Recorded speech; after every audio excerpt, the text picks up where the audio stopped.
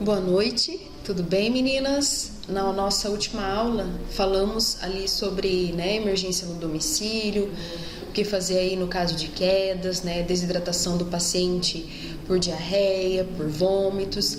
E hoje nós vamos falar sobre a doença de Parkinson, tá? Que é uma doença neurodegenerativa, tá? Aí a gente tem ali o Dia Mundial de Conscientização da Doença de Parkinson, que é no dia 11 de abril. Eu não sei se a professora chegou a comentar com vocês, que meu pai foi diagnosticado com Parkinson faz mais ou menos uns 2 meses, e assim, há de se preocupar, porque ao contrário do que as pessoas pensam, o Parkinson, ele não é apenas uma doença em que a pessoa tem os tremores ali nas mãos, ele vai além disso, tá? Então, hoje nós vamos falar aí sobre a doença de Parkinson, certo? Então, para ficar melhor, para a gente poder entender o que é a doença de Parkinson, Então, como a professora falou, ela é uma doença neurológica, ela é crônica e ela é progressiva, Ela não tem, assim, uma causa conhecida ainda. Ela atinge ali o sistema nervoso central e ela vai comprometer os movimentos ali da pessoa, tá? Então, assim, a ciência desconhece também o Parkinson, E progressiva por quê? Porque é a morte dos neurônios, Por isso que ela é uma doença neurodegenerativa. A morte dos neurônios, e ela vai cada vez, tendo uma progressão, e a pessoa vai cada vez perdendo mais ali os movimentos, tá? Então, quanto maior a faixa etária, maior a incidência da doença de Parkinson. Então, de acordo aí com as estatísticas, na maioria dos pacientes ela surge aí a partir de 55, 60 anos, E a prevalência dela aumenta a partir dos 70, 75 anos, tá? Os sintomas, igual a professora falou no início da aula, ele não é apenas os tremores ali manuais, As pessoas pensam que é apenas os tremores das mãos, mas não é, ele vai além disso, tá? Então, assim, no início, eles se apresentam de maneira lenta, insidiosa, e o paciente tem dificuldade de precisar a época em que apareceram pela primeira vez. Então, assim, ele começa, vamos supor, com esses pequenos tremores, e a pessoa não percebe, que ela ali pode estar, com uma suspeita do Parkinson. O meu pai mesmo, ele demorou muito tempo. Meu pai sempre teve tremores, a professora tem um pouquinho também, tá? Isso daí pode ser genético, tá? E ele demorou bastante tempo para ir ali constatar que ele tinha o Parkinson, tá? Então, a lentificação dos movimentos e os tremores nas extremidades das mãos, esse é um dos sintomas. Muitas vezes eles são notados apenas pelos amigos e familiares, costumam ser os primeiros sinais da doença. Então, como eu disse para vocês, meu pai sempre teve os tremores. Por quê? Gente, existe aí o tremor de cafezinho, que é o tremor que a professora tem por enquanto, que é uma coisa assim, que ele é tremor essencial familiar, tá? Que eu tenho porque as minhas irmãs também têm, por causa do meu pai, tá? Então, esse tremor do cafezinho, que é o tremor essencial familiar, não é Parkinson, tá? E o meu pai demorou bastante tempo para fazer o exame, porque a gente pensava, e ele também, que não fosse nada disso, tá? Então, a primeira coisa que se tem dos sintomas é a lentificação dos movimentos, tá? A pessoa fica muito lenta, e os tremores nas extremidades das mãos. Depois, o que acontece? O tamanho da letra, ao escrever, vai ficando pequeno, tá? Isso é uma característica importante. Então, a pessoa ali sempre teve um tamanho de letra padrão, e agora ela começou a escrever pequenininho, tá? Então, isso é uma característica do sintoma da doença de Parkinson. Então, outros sintomas podem estar associados ao início da doença. Então, a pessoa, ela começa com rigidez muscular, Os músculos ficam enrijecidos, tá? A redução da quantidade de movimentos, que é a acinésia, tá?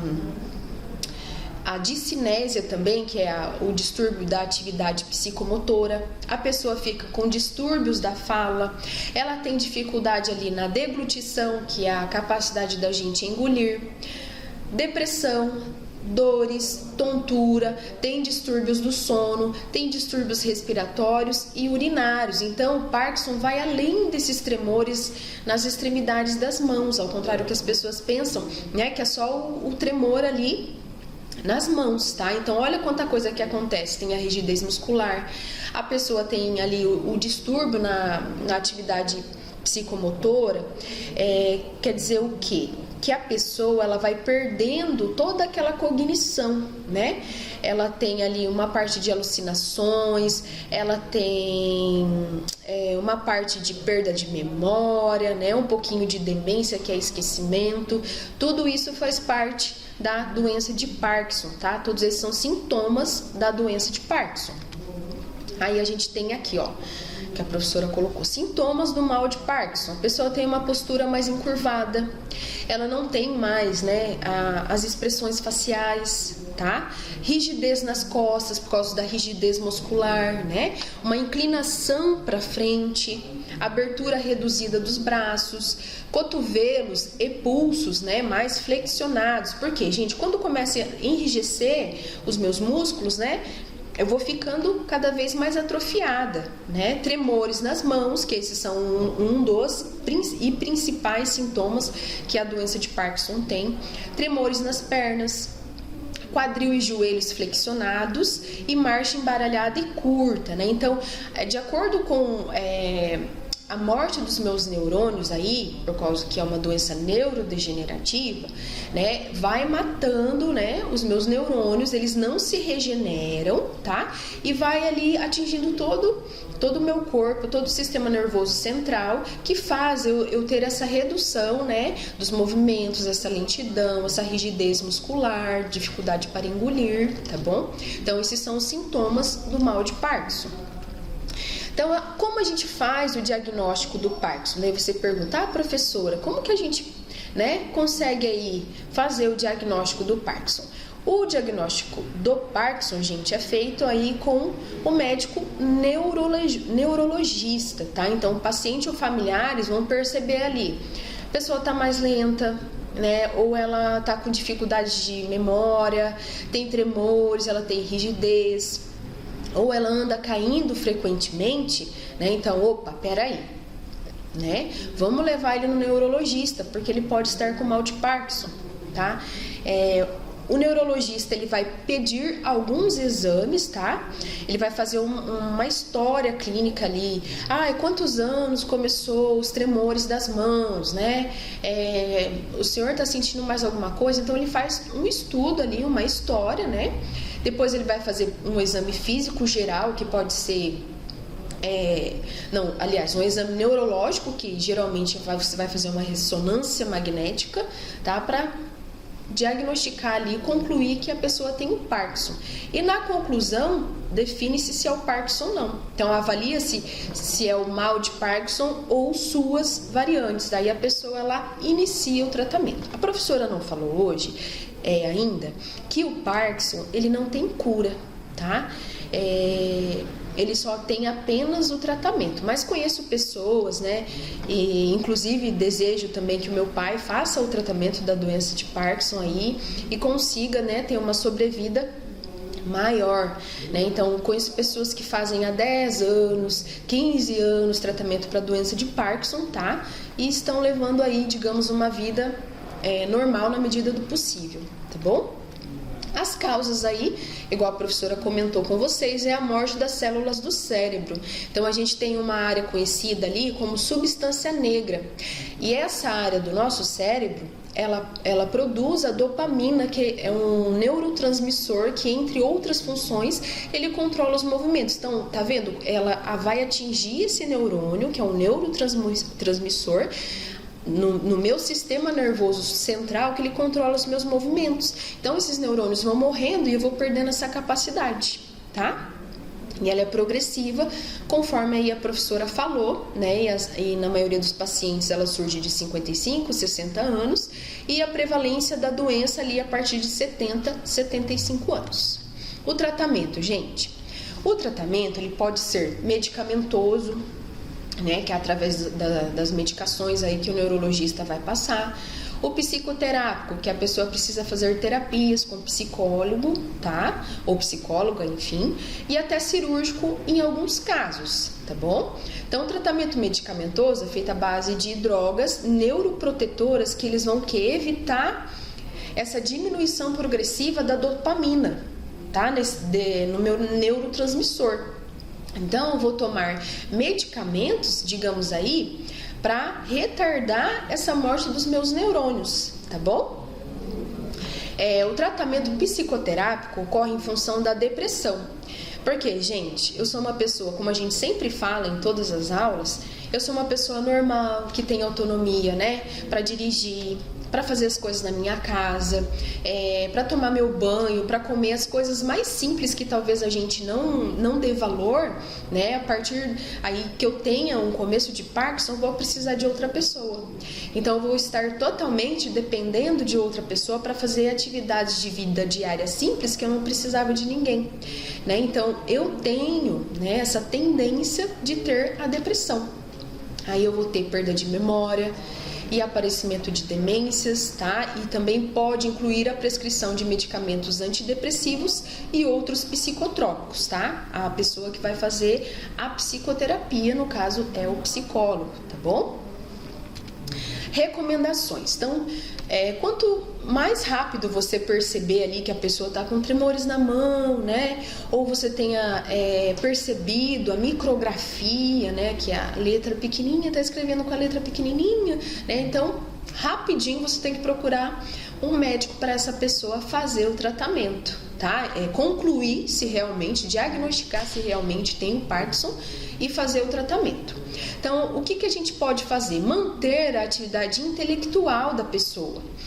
Então, incentive a pessoa a ler, incentive ela a acompanhar noticiários, né? Porque isso vai trabalhar o quê? A minha área cognitiva, tá? Não atribua ao passar dos anos a perda da expressão facial e o piscar dos olhos menos frequentes. Por quê? A doença de Parkinson, ela vai fazer isso com a pessoa, tá? Então, como a professora falou lá atrás, naquela figura que eu coloquei para vocês, eu vou ter essa perda de expressão facial e de piscar olhos, tá? Pratique atividade física, gente. Isso é que a professora mais fala para vocês. Alimentação saudável, hidratação e prática de exercícios físicos, né? Para tudo, né? Precisa, incentive o seu paciente a fazer exercícios físicos, né? A ter uma alimentação saudável, para você preservar a qualidade, principalmente exercício físico, porque ele vai preservar a qualidade dos movimentos, tá?